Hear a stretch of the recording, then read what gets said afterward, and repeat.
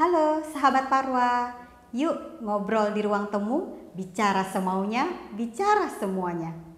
Hari ini kita bicara tentang politik dan anak muda. Ruang temu ini diperuntukkan untuk anak-anak muda yang memang perhatian atau atensinya terhadap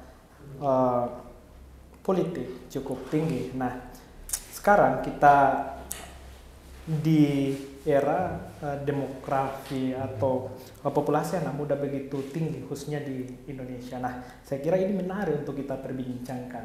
Apalagi salah satu hal atau indikator yang terpenting ketika berbicara soal politik, baik itu politik elektoral, salah satu yang diperhitungkan itu adalah anak muda. Nah, saya kira itu yang perlu kita bahas dalam kesempatan ini. Oke, dan potensi suara anak muda juga cukup signifikan ya untuk mempengaruhi bagaimana geraknya partai politik dalam kontestasi ini ya, gitu. Bang Miftah dan Setio, bagaimana kira-kira sih politik anak muda itu seperti apa gitu hari ini dengan hiruk-pikuknya persoalan-persoalan dan dinamika yang ada di negeri ini? Bang Miftah. Oke, terima kasih Mbak Titi. Sebenarnya ada beberapa hal sih yang sangat menarik ketika berbicara masalah anak muda itu. Pertama, dia berpikirnya itu adalah instan. Dalam artian instan itu dia lebih memainkan hal-hal yang lebih progresif, memainkan yang namanya teknologi, sehingga dia lebih bernostalgia atau bercengkrama dengan para dunia luar itu lewat media sosial. Itu yang pertama. Yang kedua, terkait masalah anak muda ini, sebenarnya buat kami itu berpikirnya secara out of the box, dalam artian mereka itu tidak mau dikekang dengan ideologi-ideologi tertentu, karena dia itu punya ideologi sendiri dalam hal terjun dalam dunia politik, apa yang dia suka, apa yang sesuai dengan keinginan dia, terutama yang menyentuh pada keinginan yang sifatnya itu dia senang. Nah, itu ketika dia senang, maka dia akan cenderung untuk mengikuti partai-partai politik yang memang sesuai dengan hobinya dia. Ada games, ada macam-macam Ideologi sosmed lah ya. Ideologi sosmed, lebih ideologi terbuka begitu. Artinya dia punya republik netizen lah, kira-kira begitu. Yang menarik juga ada salah satu buku yang judulnya Tuhan Baru. Nah, jadi buku ini menceritakan terkait dengan kecenderungan masyarakat hari ini yang mendewa-dewakan atau bahkan menuhan-nuhankan sosial media. Nah, ini saya kira salah satu kecenderungan masyarakat, khususnya anak muda, yaitu terlalu banyak aktivitas yang mereka habiskan di dunia maya. Nah, apakah itu memberikan dampak yang negatif atau positif untuk anak muda? Apalagi kalau kita berbicara soal politik ya. Di media sosial begitu banyak informasi yang simpang siur dan tanpa terkendali. Nah, bagaimana melihat hal-hal yang seperti ini? Ya, itu perlu kembali pada pendidikan literasi sebenarnya. Artinya mereka memang terbuka dengan dunia luar, tapi pemahaman tentang literasi media itu memang harus mereka kuasai juga. Artinya biar tidak terpengaruh oleh hoax. Itu yang kedua. Yang pertama. Yang kedua itu dengan berita-berita bohong, dengan saracen macam-macam atau kebencian, itu tidak boleh terpengaruh di situ. Artinya mereka itu kalau sudah memahami yang namanya pendidikan literasi, lalu dia mengaktualisasikan pendidikannya itu dalam bentuk media sosial, insya Allah akan memberikan edukasi politik terhadap publik. Itu yang paling penting. Oke. Mas Setio, bagaimana kira-kira dengan pendapat Bang Miftah kalau politik anak muda itu instan begitu, semua tercermin dari media sosial begitu? Bagaimana menurut Mas Setio? Ya, kalau saya berlandaskan pada ini ya, memang memposisikan pertanyaan tadi awal sebenarnya. Memang posisi anak muda memang saat ini trennya memang dilirik ya, terlebih lagi dengan adanya bonus demografi, termasuk juga era milenial, termasuk Gen Z saat ini. Nah, ini menjadi hal yang bisa dikatakan lumbung-lumbung baru gitu, yang disasar pada arah ketika diarahkan pada sebuah market lah ya. Ya, market ketika diarahkan politik untuk diarahkan kepada pemilu ya. Nah, hanya saja memang politik dalam memaknai memang tidak boleh sesempit sekedar agenda ke depannya, agenda terkait dengan pemilu ya. Memang harus anak muda memaknai bahwasanya memang politik ini kalau dalam kacamata saya sendiri lebih kita tidak boleh apatis ya. Karena kalau berdasarkan penyair Firman kan buta terburuk itu kan buta politik ya. Nah itu kita anak muda memang harus hadir, memang tidak boleh apatis terhadap hal tersebut. Atau jangan-jangan selama ini banyak anak muda yang tidak tahu apa itu politik. Padahal kan pada asalnya secara natural itu manusia itu adalah makhluk politik, seperti yang dikatakan oleh Pak Plato, son politikon. Nah, gimana? Hal-hal yang sangat sejenis dekat, apa ya? sih politik itu, makhluk politik ini sejenis apa gitu? Bagi anak muda itu seperti apa tuh? Ya memang artinya memang pendidikan politik kan memang harus hadir memang ya di terlebih tadi kita saudara saya memang pendidikan politik memang harus hadir ya, memang harus hadir lebih lagi kepada kaula muda di era saat ini. Peran media sosial dan lainnya memang bisa dikolaborasikan. Memang tidak bisa kita terlepas dari politik itu sendiri, karena memang kalau kita melihat memang kalaupun kita buta politik ya, memang banyak hal memang bisa dikatakan kebijakan-kebijakan itu hadir karena sebuah pilihan politik juga gitu. Karena saat ini yang lagi trending sekarang kan keputusan untuk mematikan TV digital dan TV analog itu juga keputusan politik dan itu juga berdampak pada beberapa agenda-agenda lain, termasuk kalau kita bisa seuzon ya itu media yang tidak siap, maka dia yang menguasai media saat ini, satu media yang masih belum digital, karena dia tidak bisa berkontestasi gitu. Memang itu kalau kita bisa seuzon gitu ya. Artinya memang kita tidak boleh memang memaknai politik sekedar agenda pemilu ataupun lainnya, tapi memang ada hal-hal yang bisa dikatakan tadi manusia memang tidak terlepas dari politik itu sendiri. Definisi dari Badan Statistik itu kan pemilih anak muda itu kan usia 17 tahun sampai 39 tahun, yaitu terdiri dari Gen Z dan milenial begitu. Tapi kalau bicara Gen Z, mereka masih menarik nggak sih begitu dengan banyak pilihan? Belum lagi data survei dari CSIS itu lebih banyak anak muda berorganisasi itu kurang lebih 20% daripada berpolitik. Yang masuk partai politik itu cuma kurang lebih 1% lebih begitu. Apakah masih menarik nggak sih ikut partai politik ini anak muda? Apa hanya sekadar menjadi objek pemilih aja? Gimana itu Bang Miftah? Ya, sebenarnya kan ideologi politik anak muda ini kan tidak harus mengikuti dengan dalam tanda kutip itu institusi politik, dalam artian partai politik gitu kan. Cuman karena amanah undang-undang, legislatif, terus presiden dan semacamnya itu melalui partai politik, melalui perwakilan itu. Mau tidak mau mereka kan harus menggunakan hak suaranya atau hak memilihnya itu melalui partai politik gitu.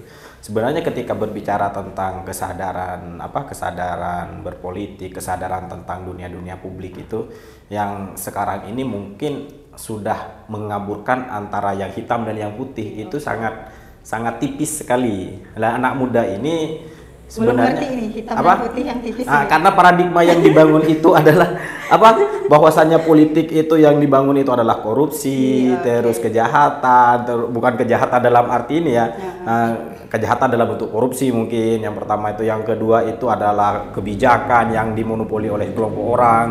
Itu paradigma yang dibangun. Oleh sebab itu anak muda ini kan dijadikan sebagai objek politik bisa jadi. Cuman sekarang ini juga banyak partai politik yang dalam kampanyenya itu banyak memilih anak muda untuk dijadikan sebagai mesin partai, menarik kalangan golongan milenial itu. Tapi ini saya juga melihat partai politik ini untuk tawaran konkret terhadap anak muda itu masih belum ada gitu.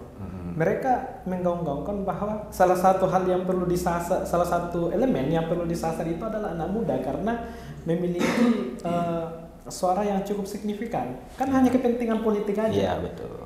Hanya political interest itu. Nah, apa yang menjadi kekurangan dari partai politik hari ini itu menawarkan bargaining untuk anak muda. Misalnya bicara soal partai politik bisa untuk memperjuangkan kepentingan anak muda. Karena kan selama ini yang kita tahu ya baru menawarkan misalnya minimal 30% perwakilan perempuan. Bagaimana dengan anak muda, kan belum ada aturannya gitu. Iya. Gitu. Artinya begini, memang kalau saya lihat ideologi partai politik di Indonesia ini masih ambigu. Beda dengan, kita coba bandingkan dengan Amerika, semuanya ada 2 partai politik, yaitu ada Republik sama Demokrat. 2 partai politik ini sangat kontras dalam hal kebijakan. Pertama, ketika Demokrat berkuasa, itu beda kebijakannya dengan Partai Republik. Nah, Republik ini biasanya lebih pada pembangunan ekonominya pro swasta, tidak terjadi privatisasi oleh negara gitu kan. Yang kedua, kalau seumpamanya di Republik itu lebih pada suka perang, umpamanya Timur Tengah dalam kebijakan luar negerinya. Nah, itu semacam ideologi politik yang memang ditawarkan oleh partai dalam hal kebijakan, mulai dari pendidikan, kesehatan dan lain sebagainya. Lah, Indonesia ini perbedaannya cukup cukup signifikan gitu. Di Indonesia terkait masalah yang ditawarkan ideologi politik itu, seumpamanya presidennya dari partai A pindah ke partai B, itu secara kebijakan pendidikan itu tidak jauh berbeda. Masih ada sustainable-nya gitu loh. Sebenarnya yang mendekati pada wilayah politik yang Pancasila itu seperti apa belum terejawantahkan secara real dalam politik, dalam tanda kurung partai politik Indonesia. Dan terkait masalah anak muda ini, yang penting mereka itu diberikan ruang dalam mengaktualisasikan diri sebenarnya. Berikan dia ruang, meskipun dalam segi kebijakan atau perundang-undangan itu masih belum terakomodir secara baik untuk keterwakilannya. Cuman mereka dikasih ruang untuk beraktualisasi. Misalnya sekarang ini apa sih yang tidak dimanfaatkan oleh partai politik Indonesia? Menggunakan media sosial, semuanya dipakai mulai dari TikTok. Cuman kan ketika orang tua TikTokan itu kan tidak sesuai, makanya diambil yang anak muda. Bagaimana anak muda ini bisa menarik influencer itu. Oh, partai politik ini adalah kekinian seumpamanya, meskipun yang ditawarkan sebenarnya sama aja, pendidikannya sama, kesehatannya sama, terus ekonominya juga sama gitu. Berarti kan tidak benar adanya bahwa ini hanya political interest saja, kepentingan politik untuk mendapatkan dan mempertahankan kekuasaan aja kan? Iya. Pada satu sisi memang begitu. Karena ya memang anak muda itu lebih banyak dijadikan sebagai objek. Dengan kita ngambil semuanya influencer. Itu dijadikan sebagai, karena pengikutnya banyak, entah itu kontra atau semacam itulah kira-kira. Artinya memang yang the real anak muda itu terjun di politik di partai apa yang mengusung ideologi anak muda. PSI belum tentu seumpamanya. Apalagi partai-partai yang lain belum tentu kan. Artinya berarti selama ini PSI yang di dalamnya mayoritas anak muda juga belum mampu untuk menawarkan tawaran konkret yang berbeda dari partai lain juga ya, karena kebijakannya juga include pada yang tua juga dia sebenarnya. Kebijakan yang tua anak muda. Artinya dia mengikut kebijakan yang tua-tua juga dia. Kan yang belum sesuai saya kira itu kan. Mas Setio gimana? Masih menarik nggak anak muda ini masuk partai politik sebenarnya? Ya sebenarnya kalau bicara tentang sebelum mengarah ke partai politik, ya memang kalau anak muda tertarik dengan politik, saya melihat kalangan muda sangat tertarik. Ada banyak beberapa agenda-agenda yang memang bisa dikatakan baik itu berbasis komunitas ataupun lainnya yang memang hadir untuk hampir mirip untuk menjadi wujud seperti apa sih fungsi partai politiknya. Dia hadir juga seperti memainkan peran tersebut melalui bentuk-bentuk komunitas ataupun agenda-agenda kreativitas kayak sayap-sayapnya partai gitu ya? Iya, cuma dia belum berbentuk dalam sebuah partai politik ya memang. Nah, hanya saja kalau apakah anak muda tertarik dengan partai politik, saya melihat sebuah ada pesimisme ya, karena memang ada juga pesimisme terhadap partai politik. Karena memang terlebih lagi partai politik yang hadir saat ini kan dalam bisa dikatakan partai-partai yang hadir di pemerintahan saat ini banyak banyak katakanlah korupsi dan lainnya juga melibatkan partai politik itu sendiri, termasuk juga ketika ingin berkarir di partai politik juga ada sebuah stigma anak muda jangan dulu berkarir di politik karena masih muda, coba kreativitas yang lain. Karena memang ada sebuah bentuk partai politik yang memang seharusnya memang hadir sebagai jembatan komunikasi antara kepentingan masyarakat yang murni civil society untuk kepentingannya. Dia tidak hadir dalam bentuk itu, dia lebih hadir untuk kepentingan partainya sendiri. Nah ini beberapa patologi demokrasi yang hadir saat ini seperti itu. Termasuk jika kita melihat siapa sih mungkin bisa kita telusuri ya ketua-ketua partai yang paling muda siapa gitu. Itu pun juga tidak terlepas memang ada sebuah yang paling muda siapa? keturunan dari- Siapa tuh? Ya, ada itu. Apa? Siapa? Berarti itu nggak secara murni ya? Iya, bukan. Memang tantangannya berat ya. Walaupun Ya, memang partai apa ini yang paling muda di antara ketum-ketum partai? mungkin salah satunya Partai Demokrat. Oke. Dan- Berarti itu nggak secara natural ya? Iya, bisa juga. Karena ada sebuah ya mungkin itu. Anak tokoh menjadi privilege sendiri gitu kira-kira. Tapi siap nggak jadi ketua partai? Untuk saat ini saya belum. Belum ya. Eh, Belum ada partai yang mau diwariskan. Ya, saya menikmati dunia politik untuk tidak terjun ke dunia partai. Atau jangan strategi lab pada orientasi untuk jadi partai politik? Itu nunggu basisnya. Udah meluas juga ya. Oh iya, iya. Dan ini juga ya, beberapa literatur itu kan bilang peradaban kita itu mundur sekian ribu tahun saat perpustakaan Alexandria itu terbakar begitu ya. Tapi ada juga yang bilang kalau Gen Z itu adalah generasi kutukan karena mereka tidak mengalami apa yang orang tua kita alami begitu. Nah, kalau misalnya kita tarik dalam konteks partai politik, partai ini kan ada yang partai dari loyalis itu adalah warisan, ya kan begitu. Ada partai yang memang berideologiskan berdasarkan misalkan kalau Islam yang diwariskan oleh keluarga kayak gitu.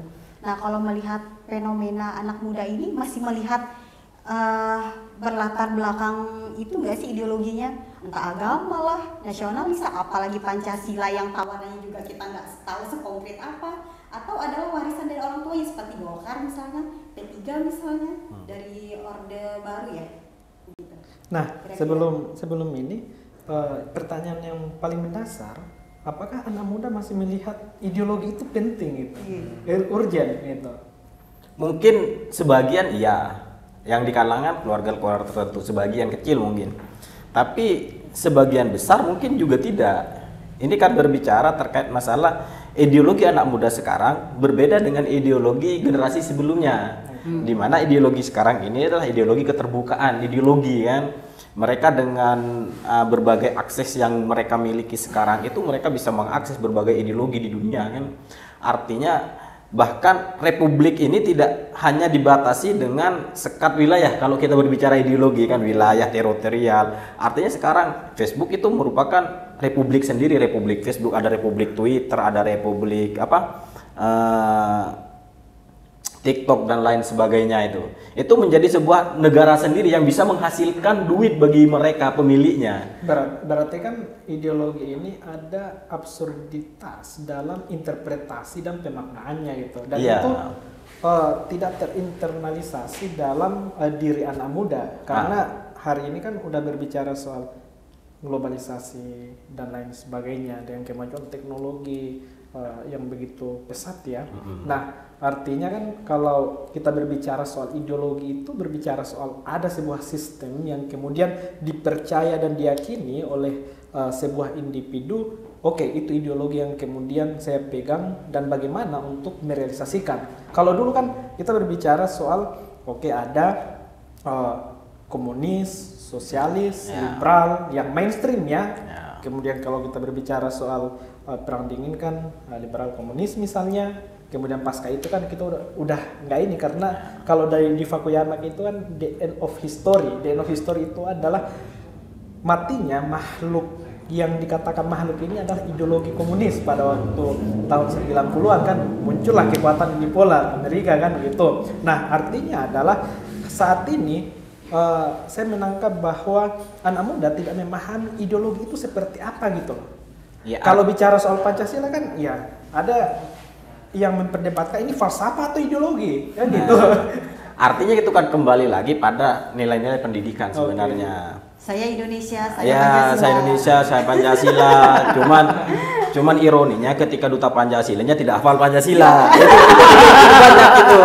Ada anggota DPR ketika di demo disuruh berpancasila, dia tidak hafal. Itu kan menjadi sebuah ironi bahwasanya pendidikan Pancasila itu bukan menjadi sebuah keharusan kayaknya gitu loh dalam tanda kutip para public figure ataupun para anak muda. Oleh sebab itu penekanannya kembali itu adalah di wilayah pendidikan sebenarnya sejak dini. bukan hanya menghafal teks-teksnya, tapi nilai-nilai daripada Pancasila itu harus terejawantahkan dalam jiwa dan raga generasi muda sebenarnya. Oleh sebab itu, ketika mereka memahami ideologi Pancasila itu secara holistik, bisa dijawantahkan, maka mereka mungkin bisa juga memahami terkait masalah ideologi partai nanti.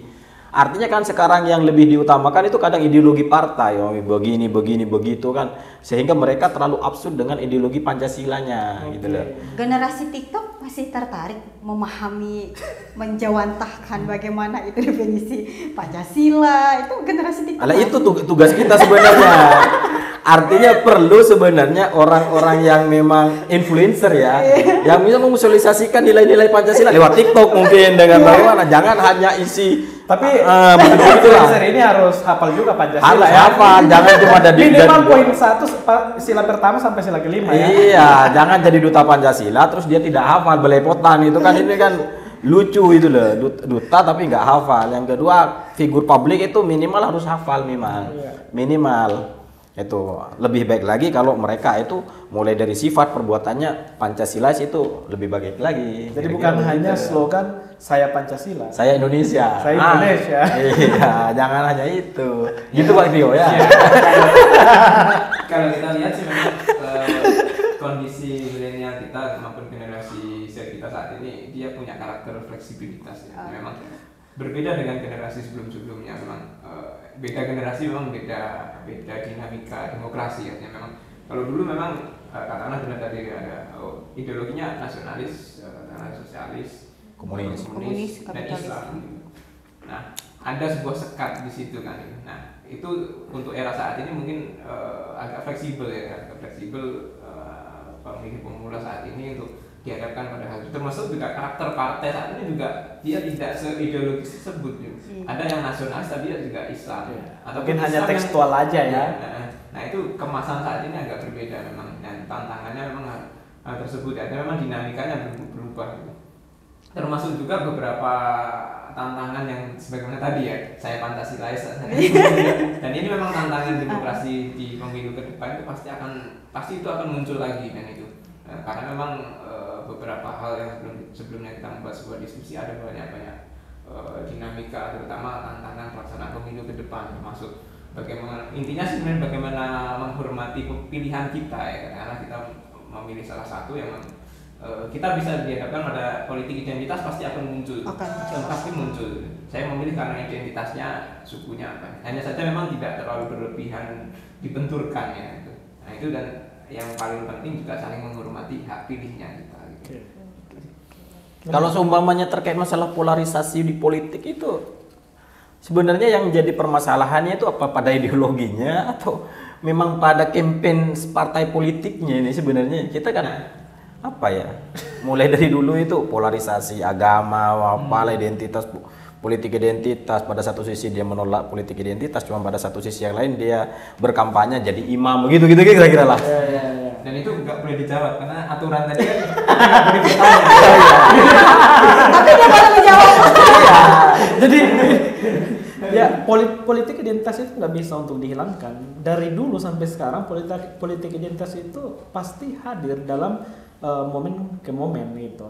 Nah, yang jadi persoalan itu kan lebih kepada memunculkan identitas tapi itu melahirkan sebuah kebencian, dan itu menghilangkan kesejukan, kenyamanan dalam proses politik atau proses demokrasi itu. Nah, kalau di Kuntowijoyo itu kan dia menuliskan identitas politik umat Islam. Salah satu kekurangannya politik identitas umat Islam itu karena berkelompok-kelompok, kemudian karena di situ kental dengan konflik of interest-nya, itu konflik of interest-nya. Nah, kemudian juga kalau berbicara soal identitas politik Islam itu kan bukan hanya sebatas slogan, bukan hanya sebatas narasi-narasi ini ya, narasi-narasi kelompok bahwa kita sebagai umat Islam mayoritas ya kita harus, bukan, tapi lebih pada implikasi nilai-nilai. Nah, itulah yang kemudian ditekankan oleh Cak Nur atau Nur Khalid Majid. Islam yes, partai Islam no, Ya. gitu. Nah, jadi kalau bicara soal politik identitas, saya kira itu nggak bisa dihilangkan. Apakah itu identitas kedaerahan, identitas keagamaan, ataupun identitas-identitas lain. Tapi hal yang terpenting itu adalah nilai. Ada implikasi dari nilai-nilai ketika bicara soal eksternalisasi dalam konteks politik gitu.